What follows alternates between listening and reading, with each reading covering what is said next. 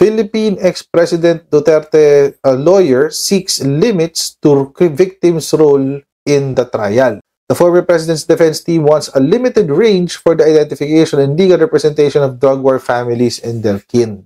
Alam naman ho natin, mga kotsero, na hindi ho lahat ng Pilipino ay mayroong ID. Hindi ho lahat ng Pilipino ay may passport. Hindi ho lahat ng Pilipino ay may national ID, lalo yung bago. Ako wala ako ng national ID. Yung physical, wala ako ng physical na national ID. Kabalbalan ni Digong yan eh. O kaya nagkaganyan yan eh. Hindi na natapos-tapos yung national ID na yan. May nabasa ko akong balita na si Rodrigo Duterte at ang kanyang mga abogado ay naghahanap ng paraan para kumonte yung mga witnesses laban sa kanya or mabawasan pa.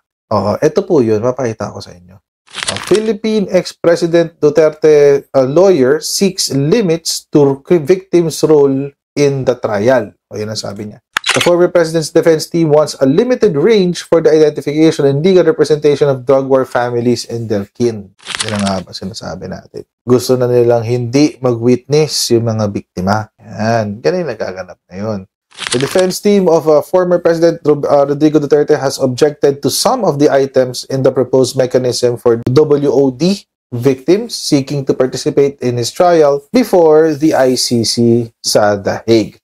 Ang sabi ni Nicholas Kaufman, sinabi sa Pre-Trial Chamber 1 to limit the range of allowed documents to be submitted by victims as proof of their identity to either only the national ID or an up-to-date Philippine passport to streamline proceedings and adopt a more stringent approach. Eto na mga kotsero. Gusto nila pakontiin yung mga testigo. Kasi alam nyo, last week, nag-announce po ang ICC na humihingi pa po sila ng mga karagdagang witnesses. Dahil nasa kustodiya na nila, si Rodrigo Duterte, siguro iniisip na ICC o baka hindi na matatakot ang mga Pilipino naging biktima ng WOD. So, ang sabi po ng ICC, dagdagan natin. Kung yung mga gustong contribute, edi go ahead, punta kayo dito, mag-contribute kayo at kayo magiging witnesses. So, ano sabi ni Kaufman? Pwede ho bang wag ganun? Limitahan lang ho natin ang mga tatanggapin nating witnesses, lalo na sa kanilang mga ID. Ang tanggapin lamang po natin yung may mga national ID at saka yung may pasaporte na. Alam naman ho natin, mga kotsero, na hindi ho lahat ng Pilipino ay mayroong ID. Marami yung Pilipino ang walang ID. Hindi ho lahat ng Pilipino ay may passport. Hindi ho lahat ng Pilipino ay may national ID, lalo yung bago. Ako wala ako ng national ID. Yung physical, wala ako ng physical na national ID. Kabalbalan ni Digong yan eh. O kaya nagkaganyan yan eh. Hindi na natapos-tapos yung national ID na yan. Sabi ni Kaufman, limitahan na lang natin dito sa national ID tsaka sa passport. Baka naman, pwede. Baka lang. Kasi mga kotsero, pinapakita daw kasi ay mga secondary IDs. Kasama po sa mga pinapakita sa kanila, siguro yung iba, mga walang ID. In case both IDs are not available, the court should accept in a staggered fashion the valid IDs identified by State Insurer SSS, the Defense Counsel added. Limiting the range of identity documents enhances the reliability of the identity verification process and significantly reduces the risk of fraud. Yun. Ayun na nga. So, the question here kasi mga kotsero is this. Una, the national ID is practically non-existent. Matik, dapat hindi lang muna siya kino-consider kasi hindi ho lahat ay meron national ID. For example, wala ho ako national ID kahit na nag-apply ako. So, hindi ho lahat kompleto ng ID. Hindi ho lahat. What about passport? Lahat ba ng Pilipino may passport?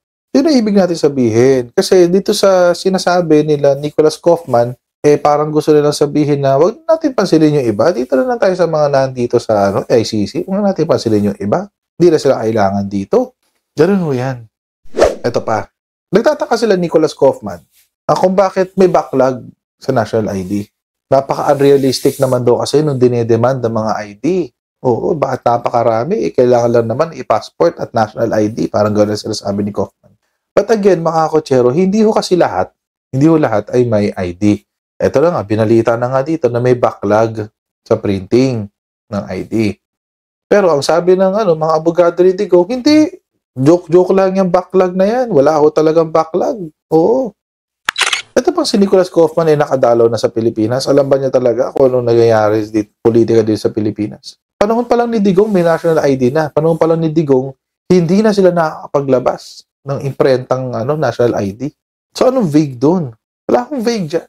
Nagsalita si Cristina Conti tungkol dyan sa issue na yan. At marami pang iba. Kasi apparently, mga kotsero, hindi lang pala may diskriminasyon sa mga witnesses na tutulak papuntang ICC. Pero meron din palang mga diskriminasyon na nagaganap dito mismo sa Pilipinas. So, pakinggan natin itong interview.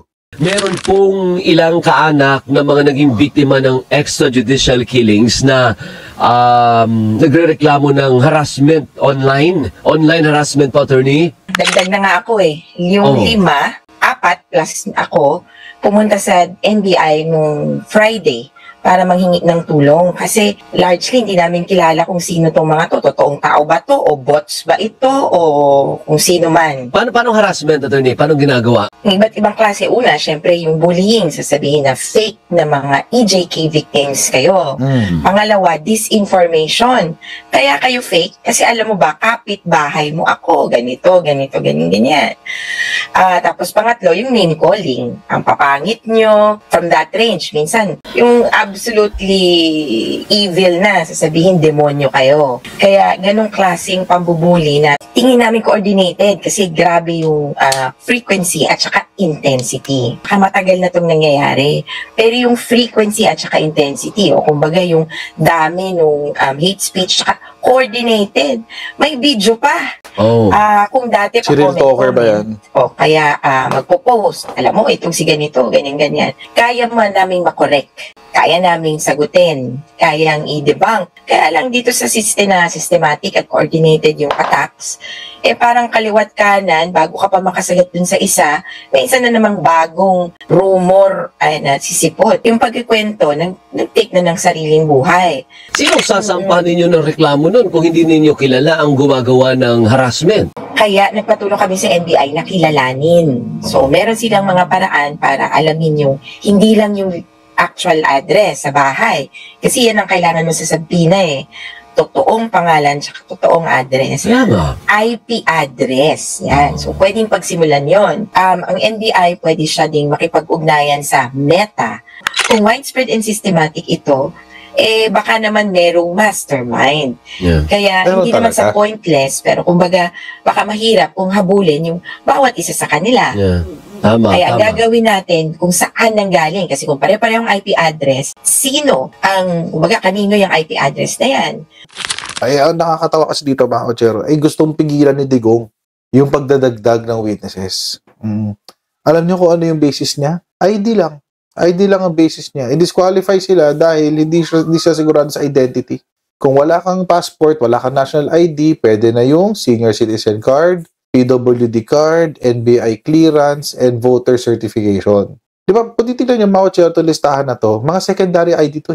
So, huwag na sila bigyan ng karapatan na naharapin yung kanilang accuser in a competent court. So, mga kotsero, sana ay hindi makinig dito ang ICC sa gustong mangyari ng mga abogado ni Rodrigo Duterte. Kasi that will be a grave miscarriage of justice kung papayag ho dyan ng ICC. Totoo lang, sa totoo lang tayo. Real talk lang.